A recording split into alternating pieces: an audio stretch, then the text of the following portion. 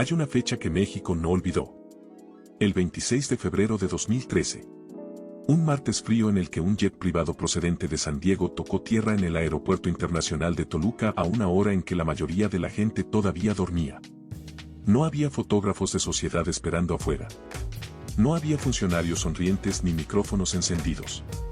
Había marinos armados, agentes federales y una orden de captura lista para caer sobre una sola mujer. Durante casi un cuarto de siglo, México había aprendido a llamarla la maestra. El apodo sonaba a respeto, sonaba a autoridad, sonaba a alguien que había dedicado su vida a los salones de clase y a los que los habitaban. Pero esa noche, mientras el avión rodaba lento sobre el asfalto iluminado, el Estado mexicano estaba a punto de ponerle otro nombre. Uno que no sonaba a respeto ni a vocación. Sonaba a expediente, a cargos, a consecuencias. Lavado de dinero. Delincuencia organizada. Desvío de recursos públicos. La mujer que bajó la escalerilla esa noche había repartido plazas de maestro como si fueran favores personales. Había movido presidentes, doblado gobernadores, negociado con partidos como si la lealtad fuera una mercancía con precio de lista. Había construido un imperio tan sólido que durante décadas nadie en México se había atrevido a mirarlo de frente. Y sin embargo, ahí estaba. Bajando los escalones de su avión privado para descubrir que incluso los imperios construidos sobre el miedo pueden derrumbarse en menos de un minuto. Los investigadores hablaban de cifras que costaba pronunciar sin que se atragantaran en la garganta.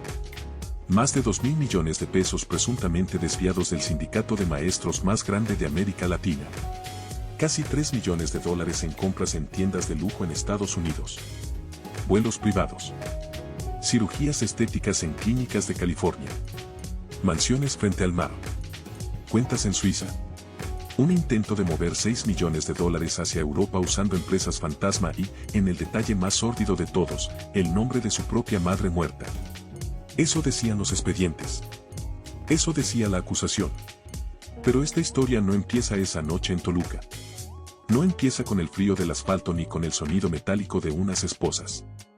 Esta historia empieza mucho antes, en un lugar donde nadie habría imaginado jamás que algo tan grande podía nacer. Empieza en un rincón del sur de México, donde la pobreza no era una circunstancia sino el único paisaje conocido. Donde una niña aprendió desde muy pequeña que el mundo tenía dos lados y que ella había nacido en el lado equivocado. Para entender cómo una mujer termina traicionando a los mismos que decía defender, primero hay que entender qué significa crecer sin nada. Primero hay que pararse en ese origen y mirarlo de frente.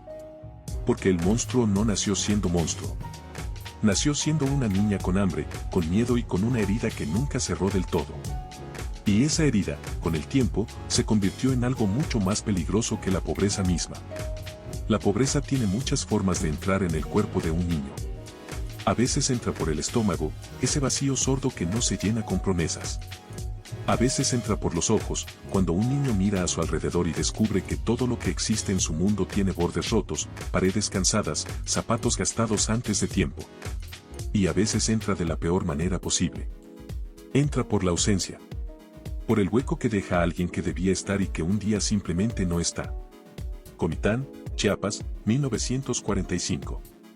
Un año en que México todavía cargaba el peso de una revolución que había prometido mucho y cumplido poco. En los pueblos del sur, la distancia entre los que mandaban y los que obedecían no se medía en kilómetros sino en generaciones enteras. Las calles eran de polvo. Las casas resistían con la terquedad silenciosa de lo que no tiene otra opción. Y en ese rincón del país, el 6 de febrero de ese año, nació Elba Ester Gordillo Morales. No nació rodeada de privilegios. Nació rodeada de carencias. Y cuando apenas tenía 3 años, perdió a su padre. A esa edad uno no comprende del todo lo que significa la muerte. No llega todavía la capacidad de procesar la ausencia en términos definitivos. Pero sí llega otra cosa. Llega la sensación de que algo se rompió. Llega el silencio extraño en los rincones de la casa. Llega la mirada de la madre que intenta sostener todo sin dejar ver que se está cayendo por dentro. Ese vacío no la abandonó jamás. Se instaló en algún lugar profundo y siguió creciendo en silencio, igual que crecía ella. Mientras otras niñas todavía aprendían el idioma del juego, ella estaba aprendiendo otro idioma. El idioma de la resistencia. El idioma de quien sabe desde muy temprano que nadie va a venir a rescatarla y que si quiere algo en esta vida, tendrá que ir a buscarlo sola. A los 12 años ya estaba parada frente a un salón de clases dando clases. No porque fuera un cuento romántico sobre vocación y talento precoz, sino porque la necesidad no espera a que los sueños maduren. La necesidad llega antes. Llega cuando todavía eres una niña y ya te está pidiendo que te comportes como adulta. A los 15 entró al Sindicato Nacional de Trabajadores de la Educación. Ese detalle hay que sostenerlo un momento. Porque ahí, en ese instante aparentemente menor, comenzó la verdadera historia. No la historia de una maestra. La historia de una mujer que descubrió demasiado pronto que en México la educación podía ser una escalera. Pero no hacia el conocimiento. Hacia el poder. En aquellos años el SNTE no era simplemente una organización laboral. Era una maquinaria política de dimensiones casi incomprensibles. Una estructura capaz de mover regiones enteras, disciplinar bases, negociar con el régimen y convertir la docencia en moneda de cambio electoral. Bajo el dominio del PRI, el sindicato era un ejército de apariencia civil. Y la joven Elba Ester, que conocía la humillación del origen mejor que nadie, entendió algo que muchos tardaron años en ver. En ese mundo no mandaba el más preparado. Mandaba el más paciente. El que sabía esperar. El que tejía alianzas en silencio y sonreía mientras calculaba. Empezó a subir. Subir dentro de una estructura como el SNTE no se parecía en nada a lo que los libros describen como carrera profesional. No había méritos académicos que pesaran más que las lealtades. No había exámenes que abrieran más puertas que los favores bien colocados. Era un mundo donde el ascenso dependía de a quien conocías, que tan bien sabías obedecer en público y que tan discretamente podías acumular poder en privado. Elba Ester lo entendió antes que nadie. Fue subiendo. No de golpe, no como en las películas donde el protagonista llega a la cima en un solo acto heroico. Subió como suben los que realmente duran. Cargo por cargo. Favor por favor. Lealtad demostrada en el momento exacto. Paciencia convertida en estrategia. Y cuando el sistema necesitó a alguien de confianza en un momento crítico, ella ya estaba en el lugar correcto. Ese momento llegó en 1989. México ardía por dentro. Miles de maestros inconformes exigían democracia sindical, salarios dignos, condiciones de trabajo que no fueran una ofensa. El viejo cacique del sindicato, Carlos Jongitud Barrios, llevaba años controlando el SNTE con un puño que no admitía fisuras. Parecía una de esas figuras diseñadas para durar eternamente, de esas que el sistema produce cuando necesita a alguien suficientemente brutal para sostener el orden. Pero el 23 de abril de 1989, Jongitud fue convocado a Los Pinos. La reunión duró 30 minutos. Media hora. Ese fue todo el tiempo que necesitó el poder para borrar a un hombre que parecía eterno. Carlos Salinas de Gortari había decidido que necesitaba otro perfil al frente del sindicato. Alguien más manejable, más moderno en las formas, más útil para el proyecto que se venía. Jongitud salió derrotado sin que nadie le disparara un tiro, sin escándalo público, sin resistencia visible. Y ese mismo día, Elba Ester Gordillo fue colocada en la cima del sindicato más poderoso de México. No llegó por voto limpio. No llegó porque las bases la eligieran en asamblea libre. No llegó porque los maestros de Chiapas, Oaxaca, Guerrero o Michoacán hubieran decidido que era la persona que merecía representarlos. Llegó porque el Estado la empujó hasta ahí. Porque el sistema la necesitaba. Porque en ella había encontrado algo valioso para sus propios fines. Alguien disciplinada, ambiciosa, capaz y, sobre todo, dispuesta. Años después, ella misma lo admitiría sin demasiado pudor. Confesaría que llegó al sindicato por decisión del Estado mexicano. Una confesión que lo explica casi todo y que al mismo tiempo abre una grieta oscura en el relato. Porque si el origen de su poder no fue democrático sino una operación de laboratorio político, entonces todo lo que vino después también quedó contaminado desde el principio. Ahí está la verdadera tragedia del origen. No en la pobreza de Comitán. No en el padre ausente. No en la niña que tuvo que crecer antes de tiempo. La tragedia está en ese instante en que alguien que conoció el fondo del pozo llegó al poder y eligió usarlo para no volver a estar abajo, sin importar a cuántos dejaba caer en el camino. El miedo a volver a no tener nada puede ser el motor más poderoso del mundo. Y también el más destructivo. El poder no llega anunciándose como poder. Llega disfrazado de responsabilidad, de cargo, de firma en un documento oficial. Llega con una silla, con una oficina, con gente que empieza a saludarte diferente, a esperar tu aprobación antes de moverse, a interpretar tu silencio como una orden. Y si uno no tiene muy claro quién es antes de sentarse en esa silla, la silla termina decidiéndolo por uno. Cuando Elba Ester Gordillo tomó el control del SNT en 1989, heredó algo que iba mucho más allá de un título sindical. Heredó una maquinaria. Un cuerpo con millones de brazos, delegados en cada rincón del país, oficinas en cada estado, acceso a presupuestos millonarios y, sobre todo, la capacidad de decidir quién enseñaba, quién ascendía, quién cobraba y quién desaparecía del mapa laboral sin que nadie levantara demasiado la voz. Y una vez que entendió el tamaño real de esa máquina, dejó de verla como un sindicato. Empezó a verla como un reino. El discurso público siguió siendo el de siempre. Defensa del magisterio, dignidad laboral, derechos del trabajador de la educación. Las palabras correctas pronunciadas en el tono correcto frente a las cámaras correctas. Pero detrás de ese lenguaje estaba creciendo otra cosa. Una red de favores y castigos que funcionaba con una lógica muy distinta a la de cualquier organización laboral legítima. Una estructura donde el que obedecía cobraba, el que callaba subía y el que se atrevía a cuestionar encontraba cerradas todas las puertas que antes estaban abiertas. Poco a poco, lo que debía ser una carrera construida con estudio, vocación y esfuerzo genuino se fue convirtiendo en algo muy diferente. Las plazas de maestro comenzaron a repartirse como premios de lealtad política.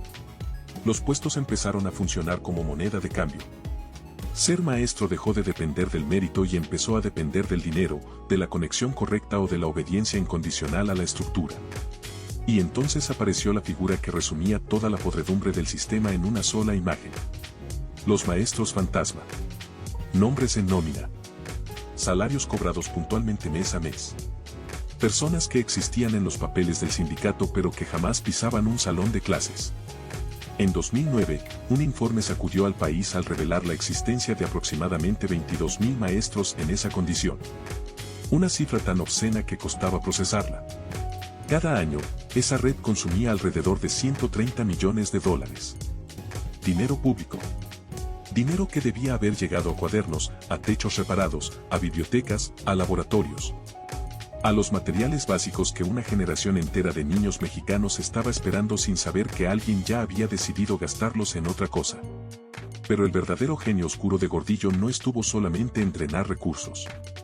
Estuvo en entender que el dinero sin poder se acaba y que el poder respaldado por votos puede comprar algo que el dinero solo no alcanza a comprar.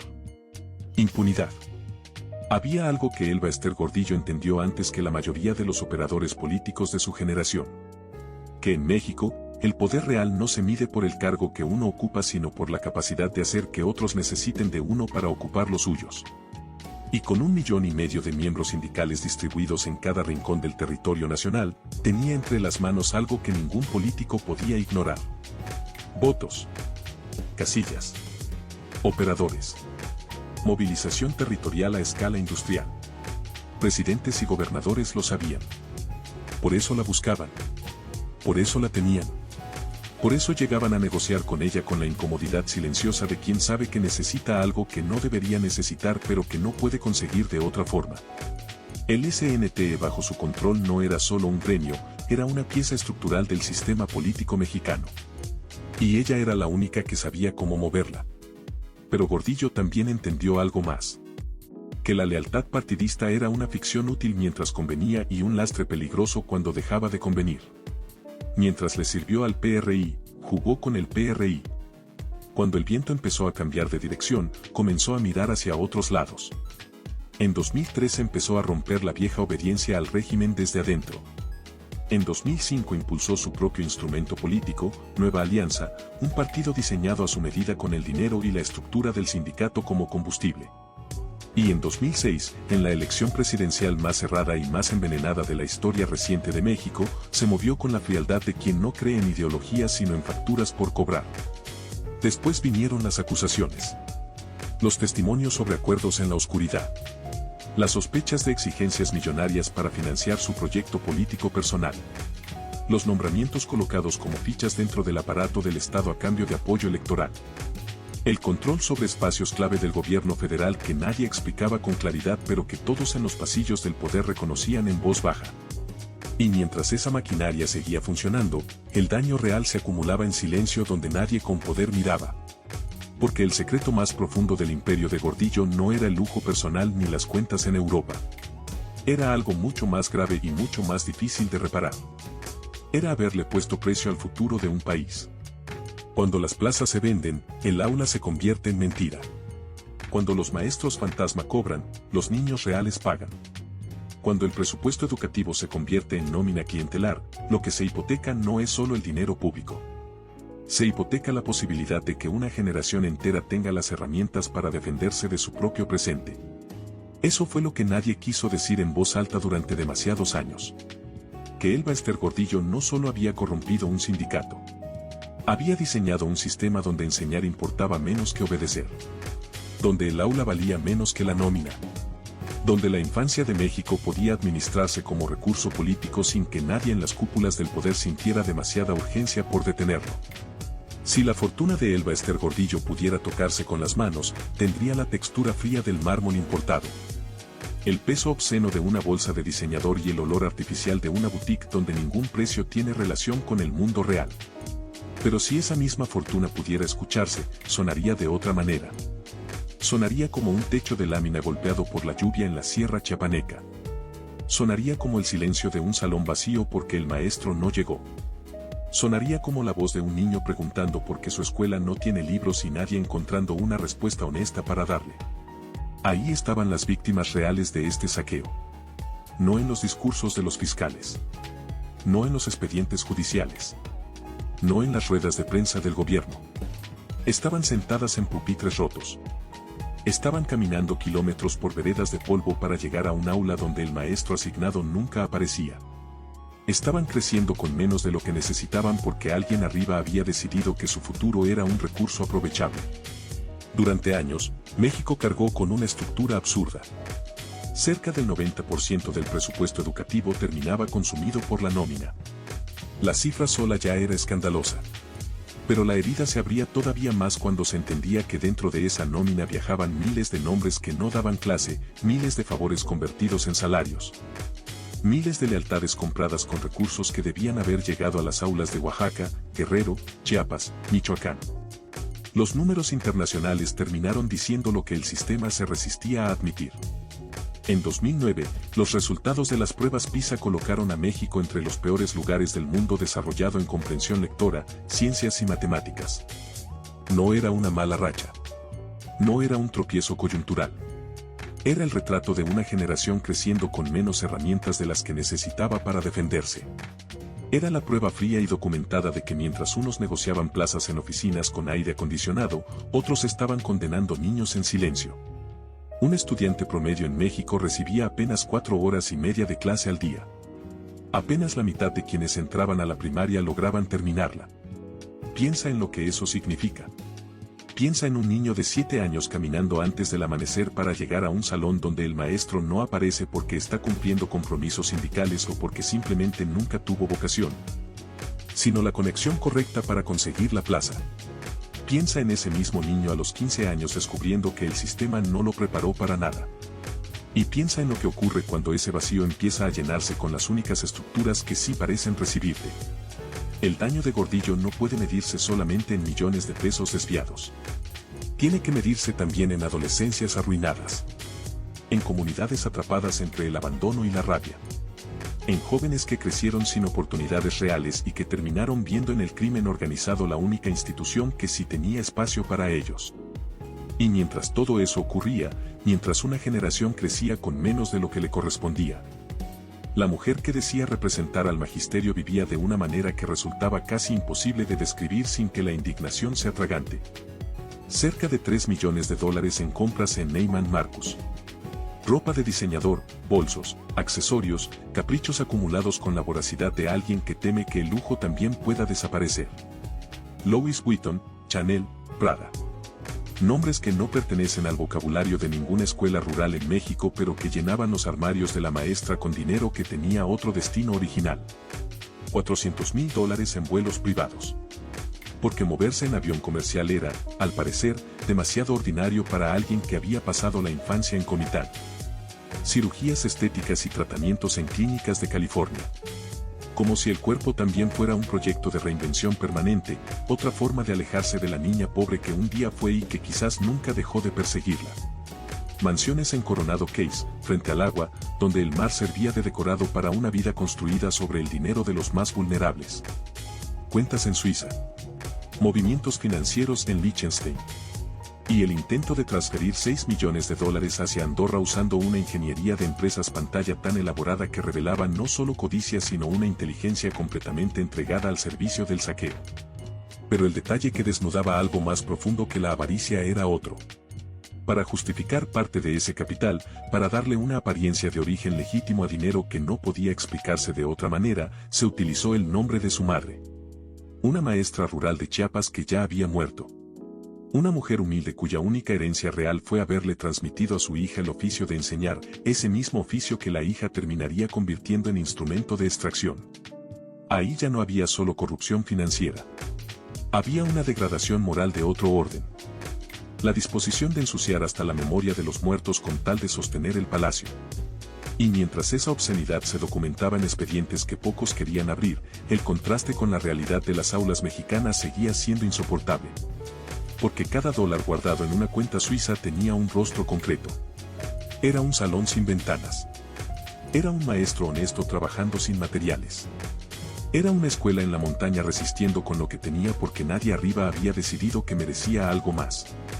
El aula se había convertido en caja fuerte privada. Y cuando el Estado finalmente decidió abrirla, lo que salió no fue solo dinero robado. Salió el retrato completo de una mujer que había cruzado una línea desde la que no existe regreso moral posible. Los poderosos que llevan demasiado tiempo siéndolo terminan cometiendo todos el mismo error. Confunden la duración del privilegio con su permanencia. Confunden el hecho de que nadie los haya tocado todavía con la certeza de que nadie podrá tocarlos jamás. Y en ese momento, cuando la soberbia termina de instalarse como si fuera parte del mobiliario, empieza a cavarse la tumba. A finales de 2012, Elba Ester Gordillo parecía una de esas figuras que ya no pertenecen del todo a la realidad y que se mueven dentro del poder como si fueran parte permanente del paisaje. Había sobrevivido a sexenios completos. Había cambiado de aliado sin perder nunca el control del sindicato. Había demostrado en múltiples ocasiones que podía doblar voluntades que parecían inamovibles. Y durante años la impresión general era que nadie en México estaba en condiciones reales de tocarla. No importaban los rumores sobre sus finanzas. No importaban los reportajes sobre su riqueza. Siempre había una forma de neutralizar, de negociar, de colocar al interlocutor incómodo en una posición donde le resultara más conveniente callar que insistir. Pero Enrique Peña Nieto llegó a la presidencia en diciembre de 2012 con un objetivo que no admitía negociación. Quería recuperar el control del Estado sobre la educación pública. Quería imponer una reforma que le arrebatara al sindicato la llave de las plazas, de los ascensos, de esa herencia disfrazada de derechos laborales que Gordillo había administrado como si fuera su patrimonio personal. En otras palabras, quería romper el corazón del reino. El 6 de febrero de 2013, el día en que Elba Ester cumplió 68 años, habló frente a sus fieles como hablan los que todavía se sienten invencibles. No sonó prudente. No sonó cautelosa. Sonó como una mujer que llevaba demasiado tiempo ordenando y muy poco tiempo escuchando advertencias. Dijo que no había amenaza que pudiera asustarla. Dijo que había nacido para morir. Dijo que quería una lápida que la recordara como guerrera. Lo que no sabía era que mientras pronunciaba esas palabras, otros ya seguían el rastro del dinero. 20 días después, el 26 de febrero, la reforma educativa fue promulgada. Un día más tarde, su avión privado aterrizó en Toluca y los agentes estaban esperando. La mujer que había doblado presidentes fue detenida sin forcejeos visibles, sin escenas dramáticas. Solo el sonido seco de una época cerrándose. Así de rápido puede caer lo que parecía eterno. La imagen que México vio en los días siguientes a la detención tenía una carga simbólica que ningún discurso político habría podido construir deliberadamente. Frente a años de ropa de diseñador, vuelos privados y el porte estudiado de quien se sabe intocable, apareció una mujer sin maquillaje, visiblemente agotada, con una camiseta beige de prisión en el penal de Santa Marta, Catitla. No era solo una fotografía. Era una humillación histórica. La mujer que durante décadas había repartido plazas, castigos y favores como si el país fuera su propiedad privada ahora escuchaba al Estado pronunciar contra ella palabras que durante años parecieron imposibles. Lavado de dinero. Defraudación fiscal. Delincuencia organizada. Desvío de recursos públicos. México miró esa escena con una mezcla extraña de asombro y algo parecido al desquite. Durante demasiado tiempo, demasiada gente había creído que nadie se atrevería a tocarla. Que el tamaño del sindicato, sus conexiones con presidentes, su red en el Congreso, su capacidad de movilizar votos y administrar impunidades, la mantendrían siempre un paso por encima de cualquier consecuencia legal. Pero ahí estaba. Reducida de símbolo de poder a expediente judicial. Y sin embargo, lo más inquietante de esta historia no fue la captura. Fue lo que vino después.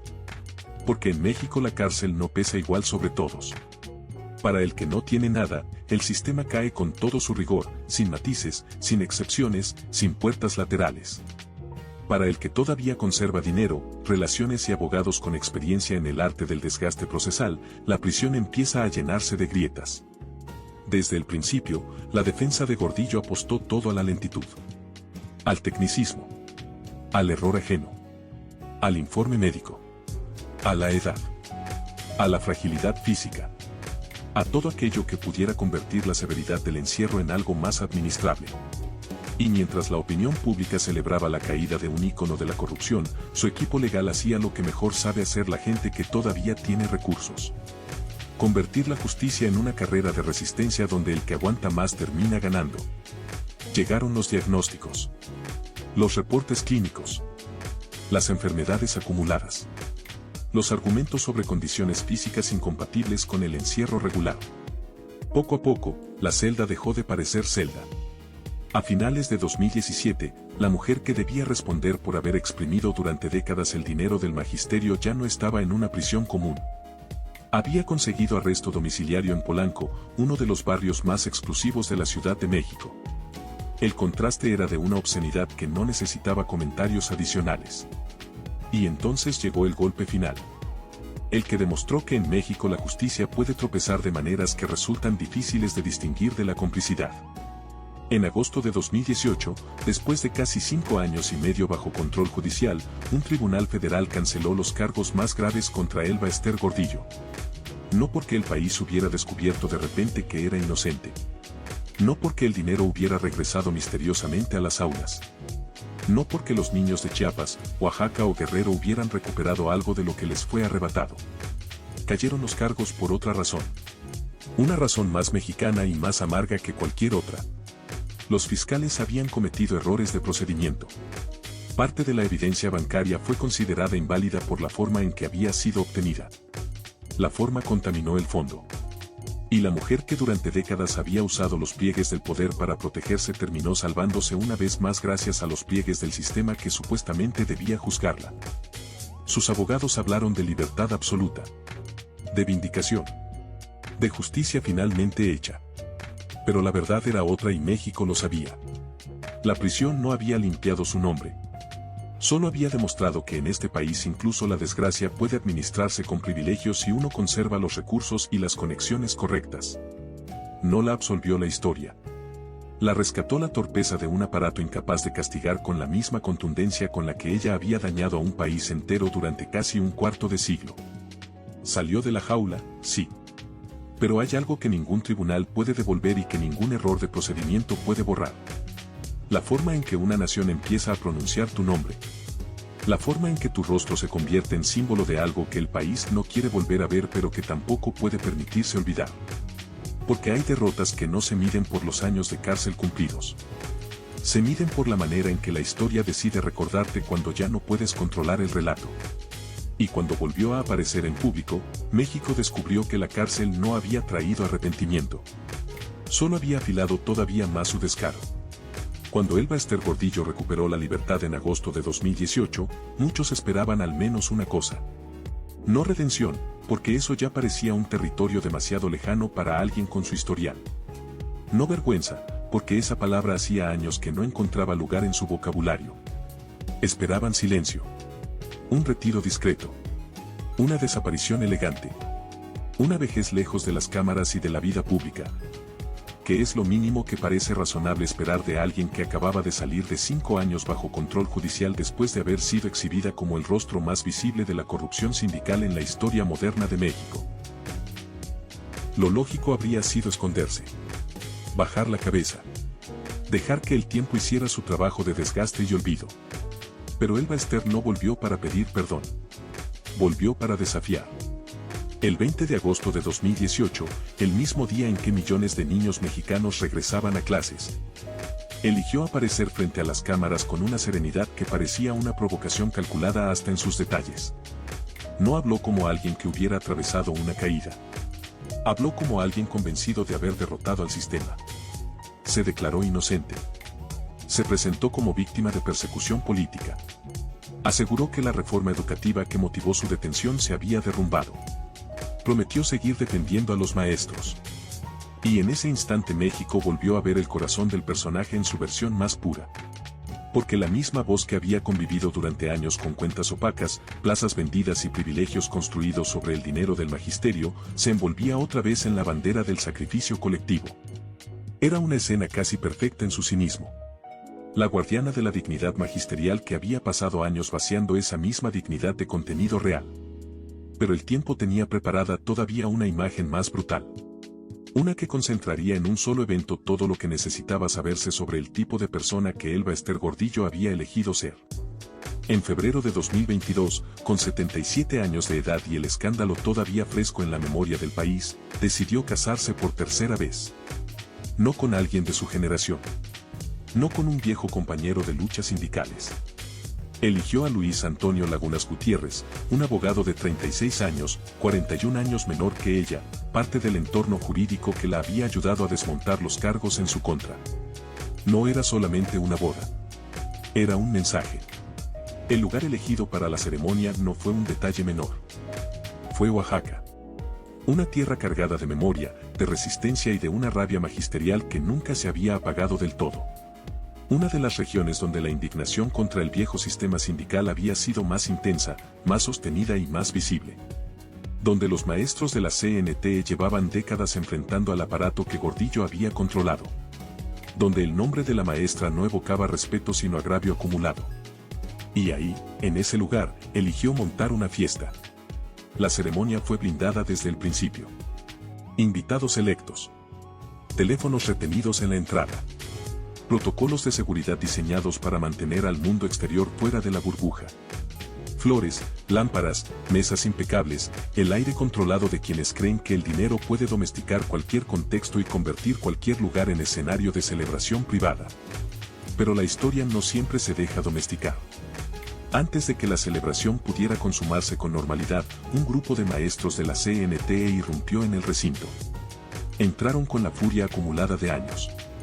Rompieron accesos. Derribaron parte del montaje. Lanzaron objetos. Destrozaron mesas y decoración. Pintaron consignas en las paredes. Gritaron insultos. El caos entró a la boda como entra la verdad en una mentira que lleva demasiado tiempo sosteniéndose sola. La fiesta se detuvo durante horas. La escena fue grotesca y al mismo tiempo perfectamente reveladora. Porque mientras adentro se intentaba sostener la fantasía de una nueva felicidad, afuera y luego adentro aparecía el país que ella había ayudado a construir. El país del agravio sin resolver. El país que no había olvidado. El país al que ninguna sentencia absolutoria podía devolverle lo que le había sido arrebatado. Y quizás esa fue la imagen más precisa del final moral de Elba Ester Gordillo. No la de la mujer absuelta por errores de procedimiento. No la de la novia sonriente junto a un esposo 40 años menor. No la de la líder que seguía llamándose inocente con la misma convicción con la que antes se llamaba maestra. Sino la de una celebración de lujo rota por la furia de los mismos maestros cuyo nombre usó durante décadas para enriquecerse. Porque hay personas que salen de prisión más humildes. Con algo roto adentro que los obliga a mirarse de otra manera. Ella salió más insolente. Y cuando la soberbia vuelve vestida de blanco nupcial, lo único que queda por llegar es el juicio que no dicta un tribunal sino la memoria colectiva de un país entero. Hay vidas que logran escapar de la cárcel. Pero hay algo de lo que ninguna vida logra escapar cuando el daño fue lo suficientemente profundo y lo suficientemente real. El veredicto que no firma un juez. El que pronuncia un país en silencio, sin ceremonias, sin cámaras, simplemente al recordar. Cuando el ruido baja y los titulares se apagan, lo que permanece es una pregunta que no tiene respuesta cómoda. ¿Qué dejó realmente este paso por el poder? Los números son una forma de empezar a responderla, aunque nunca alcancen a contar todo el daño. 24 años de control sobre el sindicato magisterial más grande de América Latina. Más de 150 millones de dólares presuntamente desviados, con estimaciones que empujan la cifra mucho más arriba dependiendo de qué parte del laberinto financiero se examine. Decenas de miles de plazas convertidas en mercancía política. 22.000 maestros fantasma devorando recursos públicos año tras año.